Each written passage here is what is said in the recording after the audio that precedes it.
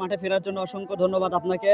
আপনার অনুভূতিটা কেমন একটু আমাদের মধ্যে জানাবেন, এবং আপনার যে একাডেমিটা নতুন করে রিনিউ হলো সেজন্য আপনাকে অসংখ্য ধন্যবাদ এবং অভিনন্দন, এবং কিছু বলেন সবার উদ্দেশ্যে। কি বলার মতো কিছু নাই, শুধু সবার দোয়ায় আল্লাহ তাআলার অশেষ রহমতে আমি ফিরে আসছি। ডাক্তার অনেক আগে বলছিল মাঠে নামার জন্য, কিন্তু আমার একটু শারীরিক সমস্যা ছিল, আমার নার্ভে খিঁচুনি ছিল। ডাক্তার লাস্টে গতকালকে আমাকে ক্লিয়ারেন্স দিছে যে খিঁচুনি থাকবেই, ওয়ার্ম আপ করতে করতে ট্রেনিং করলে চলে যাবে, ব্লাড সার্কুলেশন বেড়ে যাবে, চলে যাবে, আপনি ভয় পাবেন না। আজকে থেকে প্রথম মাঠে নামলাম, সবাই আমার জন্য একটু দোয়া করবেন। আমি তার নতুন করে প্লেয়ার হবো না, প্লেয়ার বানাবো।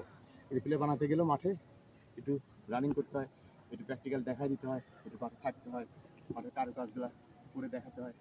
সবাই আমার জন্য দোয়া করবেন, আর আমার একাডেমির জন্য দোয়া করবেন। একাডেমির লাইসেন্স রিনিউ প্রোগ্রাম গতকালকে হয়েছিল রাজশাহীতে, জনাব আবিদ আওয়ালের সভাপতিত্বে। উনি ছিলেন সভাপতি, বিবিএফের সভাপতি। উনি সারা বাংলাদেশকে একাডেমিগুলোকে যে প্রোগ্রামটা করেছে এটা নজিরবিহীন।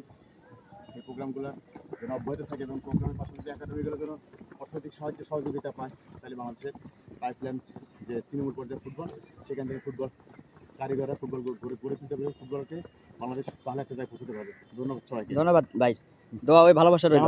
হ্যাঁ অবশ্যই।